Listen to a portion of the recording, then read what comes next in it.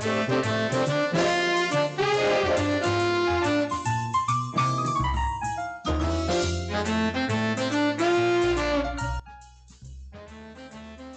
para pendengar Suyanto.id, para pemirsa dan sahabat-sahabat Suyanto.id, ketemu lagi kita kali ini berada pada channel pendidikan yang memiliki platform untuk berbagi pengetahuan dan belajar sepanjang hayat. Kali ini kita akan berdiskusi mengenai pembelajaran tatap muka yang akan dimulai bulan Juli. Mengapa harus berdiskusi? Karena COVID model Delta ini sudah ngamuk di mana-mana. Nah, kita memiliki tamu istimewa yaitu Bapak Didik Suhardi PhD. Beliau adalah staf ahli Kemenko PMK, Pembangunan Manusia dan Kebudayaan. Dia dalam bidang reformasi birokrasi dan juga staf ahli dalam bidang stabilisasi politik dan pemerintahan. Kita sapa dulu. Assalamualaikum Pak Didik. Waalaikumsalam warahmatullahi wabarakatuh. Selamat pagi Prof. Yanto. Ya, apa kabar Pak Didik? Baik-baik ya? Alhamdulillah Pak, ngantor terus. Ya. Protokol kesehatan yang ketat. Ya, kita Prof. Yanto sehat ya Prof? Ya, kita harus waspada Pak Didik karena ada varian baru. Di Jogja itu ada yang di desanya tetangganya istri saya itu satu desa ada 78 sekaligus terjadi infeksi itu. Nah, inilah faktanya. Dan Pak Didik, bulan Juli kita akan melakukan pembelajaran tatap muka bagi sekolah-sekolah. Namun Gubernur DIY ini sudah menginstruksikan bahwa pembelajaran tatap muka bulan Juli itu ditiadakan. Gimana ini menghadapi hal seperti ini Pak Didik? Dilihat dari kondisi pandemi dan dilihat juga dari semakin bosannya anak-anak untuk belajar daring dan semakin bosannya ibu mendidik anaknya di rumah karena ternyata mendidik itu tidak gampang bagi mereka. Gimana Pak Didik?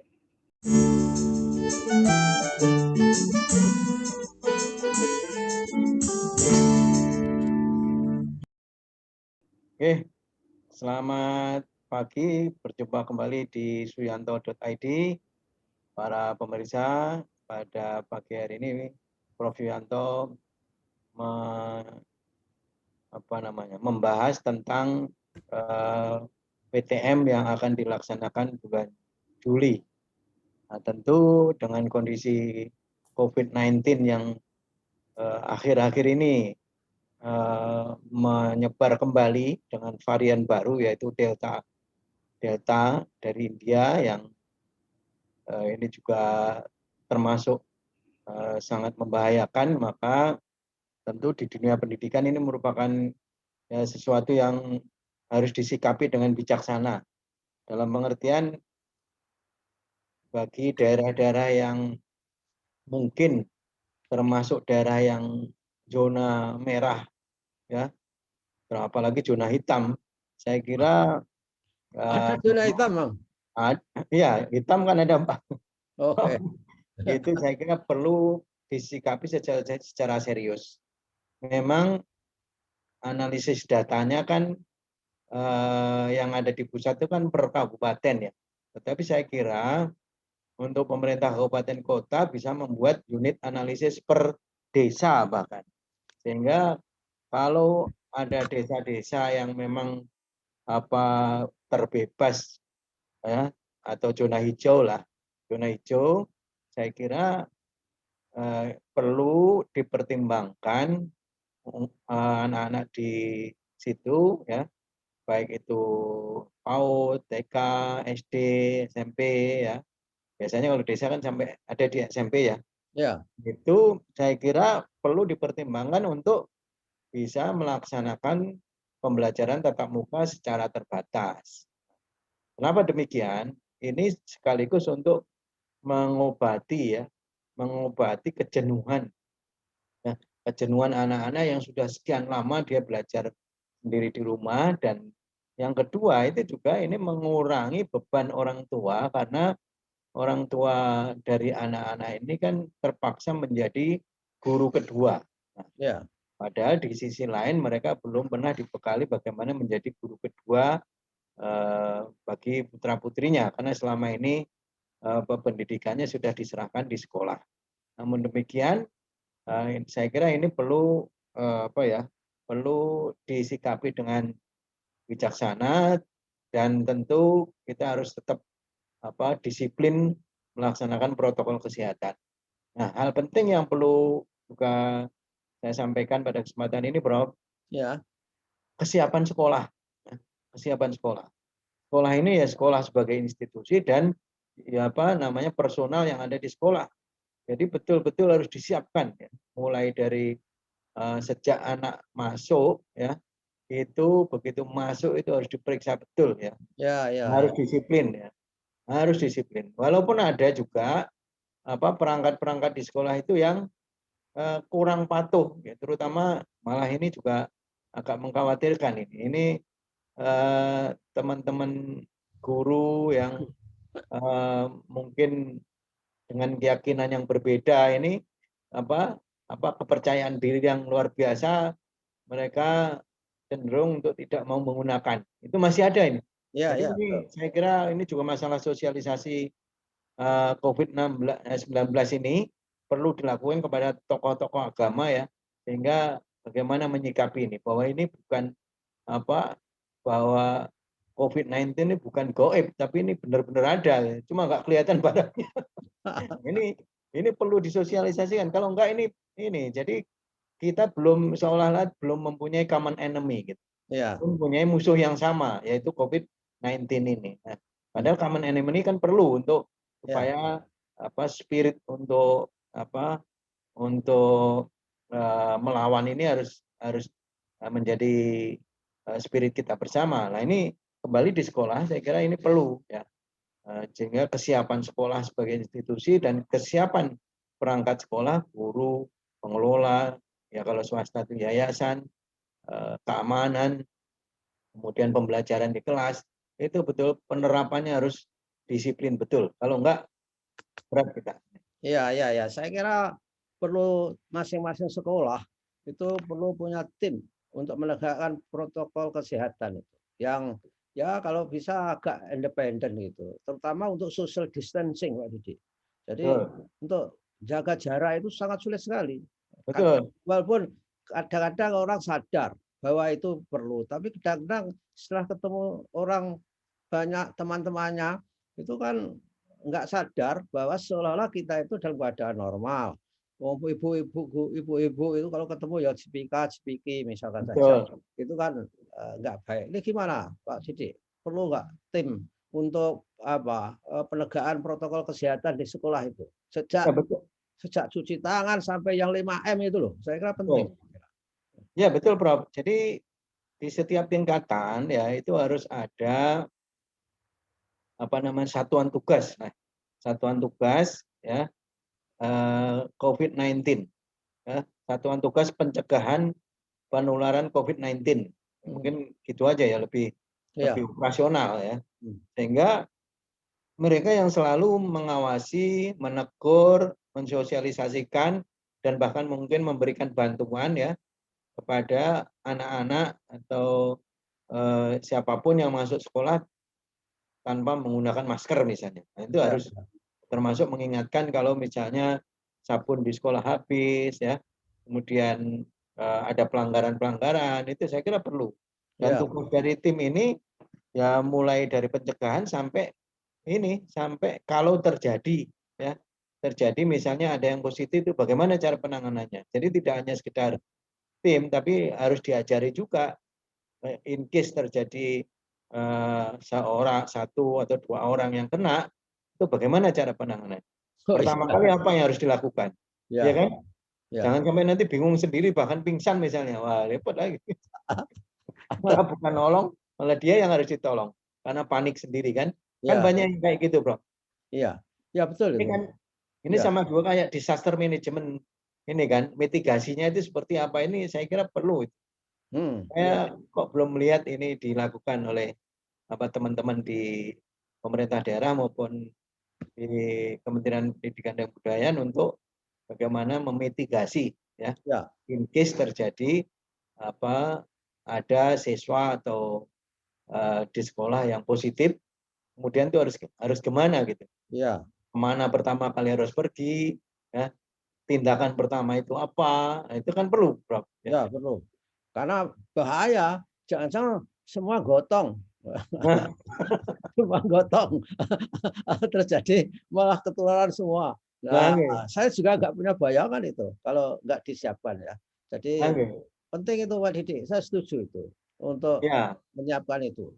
Jadi in case terjadi itu memang langkah standar yang baku itu apa? Saya nggak pernah mendengar itu. Misalkan aja betul. di kelas ada anak ternyata eh, tiba-tiba, nah tapi memang ketularan nggak bisa terjadi seketika. Ketika tes itu ya, ketika tes di sekolahnya, oh ternyata ini positif gitu kan harus mengambil langkah yang nyata itu Pak Didi ya. Oke, betul. Hmm. Gitu. Itu kan harus diajari itu. Kalau enggak orang bingung sendiri. Sampai Ya, teriak-teriak ke sana kemari gitu kan malah ya apa betul, betul. Jadi situasi malah gate-nya yang pertama itu saya kira di paling depan itu surat PCR-nya atau di sekolah ada swab antigen misalkan saja. ya, oke. Kan penting itu. Itu Betul, yang utama antigen itu. betul. Itu syarat utama. Kemudian yang kedua jaga jarak, cuci Oke. tangan, Oke. kemudian misalkan saja nggak boleh berkerumun, kemudian cuci memakai sabun, dan yang terpenting lagi saya kira orang tua Pak Didi. Pembelajaran tatap muka itu kan orang tua harus dilibatkan dalam arti relakah, percayakah mereka kepada sekolah bahwa anaknya itu aman. Ini gimana ini? Atau asal asal disuruh masuk terus nggak boleh mempertimbangkan bagaimana pendapat orang tua, Pak Didi? Oke. Jadi biasanya Pak, sekolah-sekolah yang melaksanakan PTM itu sebelum itu mereka sudah mengedarkan instrumen ya kepada orang tua. Eh, Bolehkah sekolah melaksanakan tatap muka? Edarkan kalau ya mereka setuju ya, katakan 80-90% setuju, mereka melakukan pembelajaran tatap muka. Tapi kalau tidak ya atau katakan 10% dia tidak mau, ya tetap harus dilayani dengan pembelajaran jarak jauh. Jadi yang 90% tatap muka, 10% pembelajaran jarak jauh. Karena itu sangat mungkin terjadi, Bro. Ya, Di antara 100% itu ya ada aja nanti berapa persen yang tidak setuju. Tapi memang biasanya kalau 90% itu mengatakan oke silakan, itu biasanya 10% ikutan juga. Nah, tentu memang kekhawatiran ada, tapi kan kita dengan protokol kesehatan yang disiplin, ya itu biasanya eh, akhirnya orang tua bisa memahami bahwa eh, apa namanya pembelajaran tatap muka itu bisa dilaksanakan. Jadi ya, sekali ya. lagi, Karena ya, COVID itu kan sebenarnya penyakit berkerumun itu. Penyakit yang orang betul. berkerumun gitu. Kalau bisa mengurai kerumunan-kerumunan, insya Allah penyebabnya itu sudah bisa dieliminasi satu faktor. Nah, persoalan berikutnya Pak Didik, itu orang tua yang tidak bisa mengantar anaknya ke sekolah, itu kan juga was-was ya. Kalau dia naik kendaraan umum seperti itu. Ini yang menjadi masalah saya kira. Ini mungkin sekolah itu kalau ada kendaraan untuk jemput itu lebih aman ya, tapi kan mahal itu. Gimana caranya membuat Ya, solusi? inilah jadi kebijakan Pak Muhajir sistem zonasi itu saya kira dampaknya ya ini dampaknya salah satunya ya positifnya seperti sekarang ini karena dengan sistem zonasi kan otomatis tempat tinggal siswa itu dekat dengan sekolah. Kan gitu ya, Bro. Ya, Sehingga kalau SD itu biasanya ya memang nggak banyak lagi anak-anak yang kendaraan umum ya. Eh, dan kalau untuk terjadi seperti itu memang kita selalu menyarankan harus diantar. Harus diantar. Memang ya, ya konsekuensinya orang tua sekarang lebih sibuk, Bro. Hmm. Diantar itu bisa diantar sendiri atau diantar pakai Gojek atau pakai apa namanya ojek lah, yang yang itu tujuannya adalah untuk menghindari apa namanya kerumunan. Karena kalau dengan diantar begitu kan jadi apa tidak bisa dihindari physical distancing ya dengan Ya, penumpang lain. Nah, terpaksa ya memang kita harus melakukan ketat seperti itu. Nah, termasuk misalnya anak-anak yang harus menunggu orang tuanya ketika jemputannya belum datang itu harus betul-betul kita awasi, jangan sampai mereka ngobrol, apalagi cenderung kalau udah ketemu temannya itu malah apa maskernya itu hanya taruh di dagu, tidak ditaruh di apa mulut dan hidung gitu. Itu wah, luar ya, biasa. ya, Pengalaman saya mengawasi anak-anak ini kebetulan di sekolah saya kan yang memang saya punya yayasan itu luar biasa. Bahkan gurunya pun ya kadang-kadang lupa menggunakan itu. Jadi udah asik berinteraksi gitu seolah-olah tidak ada apa-apa gitu. Itu kan bahaya sekali. Makanya memang kita harus rewel, harus cerewet, harus apa ya, harus proaktif gitu ya. Apa melakukan pengawasan di kelas-kelas kita. lagi pula kan fasilitas-fasilitas untuk menegakkan protokol kesehatan itu harus sesuai dengan apa rasio jumlah fasilitas dengan siswa Pak Didi ya. Misalkan tempat cuci tangan itu kan Betul, harus beberapa betul, diperhitungkan supaya anak-anak enggak berjubel di situ. betul, Itu kan jadi masalah kalau enggak ya. betul. Tapi mungkin sudah siap kalau soal cuci tangan itu. Ya, Saya enggak tahu sekolah-sekolah itu, tapi ada juga sekolah-sekolah yang enggak punya fasilitas yang memadai, walaupun ada satu, dua gitu. Dan ya. kalaupun ada, harus benar, enggak boleh pakai misalkan saja cuci tangan tapi airnya pakai ember gitu Pak Didi. Nah, Ini kan tidak mengalir ya. ya kan kan harus mengalir. Nah, bagaimanapun menurut saya Pak Didi bahwa selama pandemi ini bahwa learning loss itu pasti terjadi. Betul, Apakah itu PTM, apakah dari pembelajaran jarak jauh. jarak jauh pakai digital atau apa itu karena nggak normal. Gimana menurut Pak Didi? Ya, betul. Jadi kalau learning loss itu memang pasti terjadi, Bro. Ini bisa kita, tetapi yang perlu kita lakukan sekarang adalah bagaimana meminimalisir. Kan gitu ya, Bro. Ya betul. Bagaimana meminimalisir sehingga kompetensi anak-anak kita itu tidak ketinggalan terlalu jauh. Karena negara-negara lain seperti kemarin yang dapat penjelasan dari Korea Selatan, mereka tetap melakukan tatap muka terbatas kan ternyata ya. Ya ya. Jadi kalau kita tidak melakukan hal yang sama, ya tentu dengan protokol kesehatan yang ketat, ya tentu learning loss-nya semakin banyak.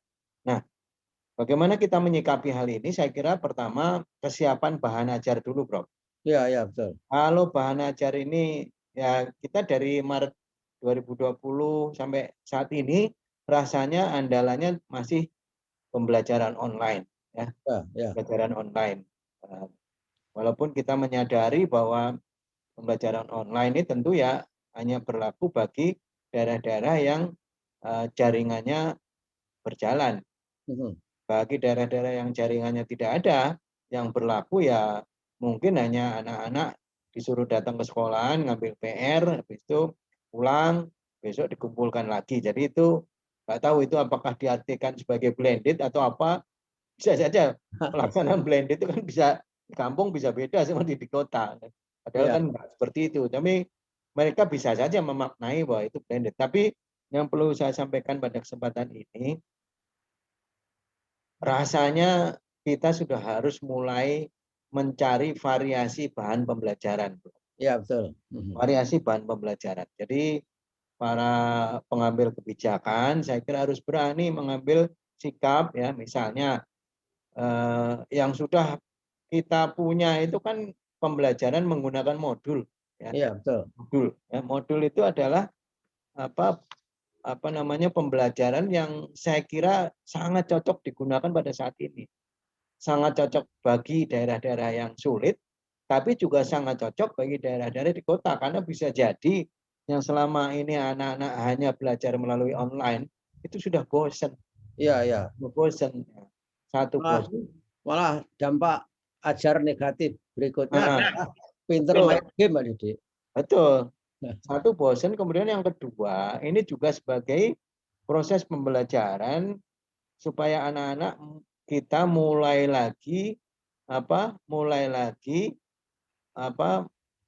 meningkatkan daya tahan bacanya, Bro.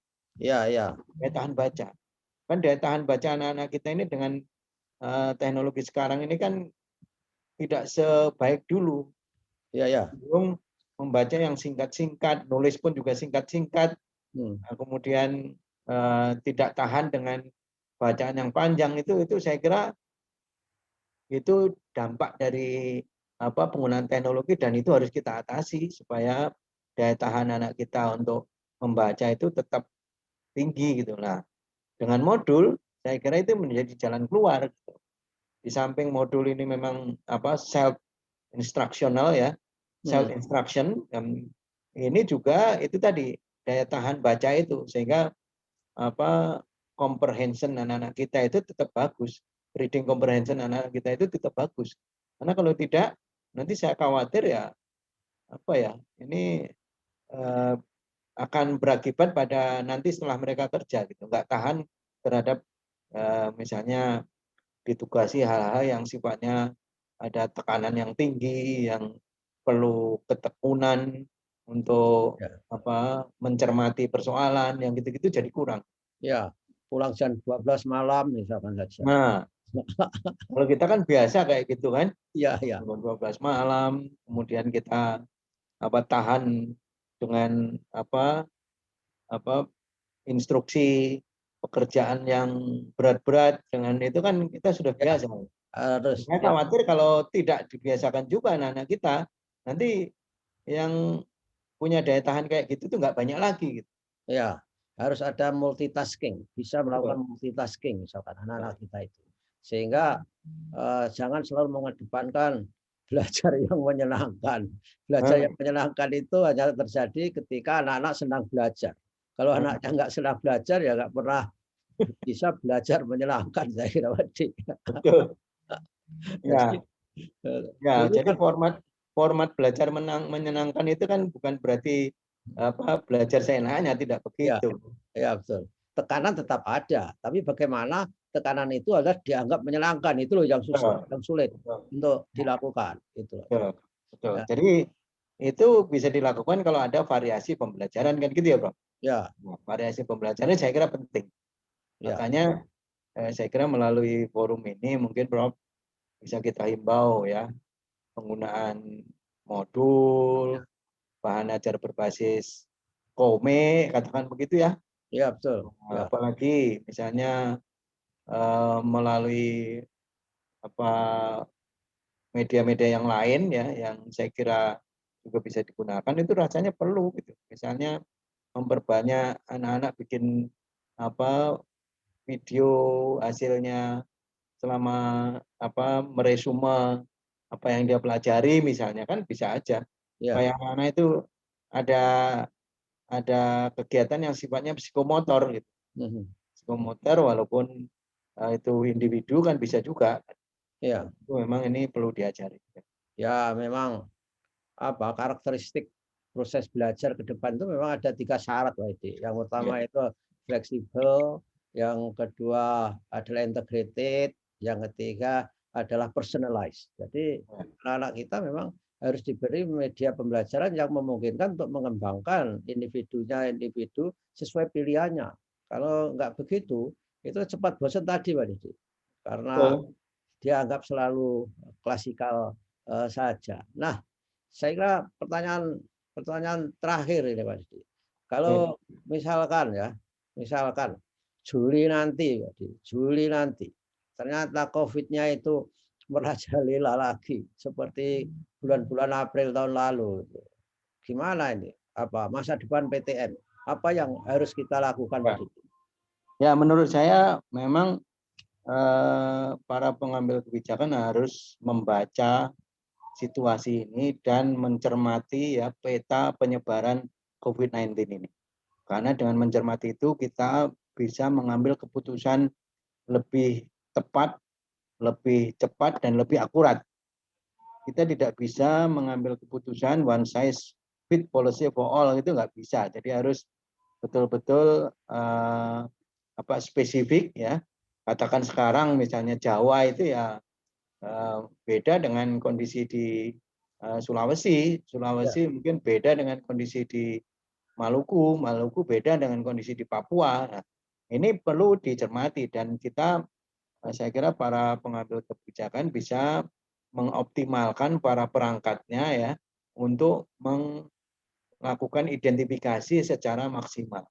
Sehingga daerah-daerah yang aman, zona hijau, saya kira PTM ini jangan ditunda, karena semakin lama ditunda, itu artinya learning loss anak-anak kita akan semakin meningkat. Nah, ini yang membahayakan kita semua. Kita sekarang belum memikirkan nanti untuk menutupi learning loss ini, nanti ke depan tuh akan kita apakan, kita belum juga mikir kan Pak sekarang ini. Iya, Ya kan? iya. Belum kepikir kita. Iya. Apa mau kita beri kursus atau mau kita beri apa gitu, itu belum. Tapi sekarang ini kita optimalkan dulu lah ya PTM ini supaya bisa berjalan. Tentu itu tadi kita harus punya peta ya. Punya peta, kita harus bisa mengidentifikasi daerah-daerah mana yang bisa dilakukan PTM dan daerah-daerah mana yang tidak bisa. Dan peta ini unit analisisnya harus sampai ke desa. Jadi tidak bisa kita menggunakan kabupaten sebagai unit analisis. Karena kalau kabupaten Ya. kan tidak berarti kabupaten itu zona merah, semua desa merah, kan tidak begitu ya. Yang terjadi kan bisa jadi di satu kecamatan itu mungkin tidak ada sama sekali yang kena. Gitu. Nah, kalau case-nya seperti ini kan berarti kalau SD, PAUD itu kan rata-rata ya, SMP itu rata-rata yang sekolah kan di sekitar kecamatan itu. Iya, ya. Gitu, Prof. Jadi saya kira kita harus berani mengambil sikap ya. Tentu tadi sekali lagi ini keakurasian data, kevalidan data ini sangat penting ya. Ya, ya. Sangat Ya. penting. Jadi makanya kita harus berani mengambil keputusan berdasarkan data. Ya, betul. Ya, begitulah saudara-saudara, para pejabat juga, para pengambil keputusan.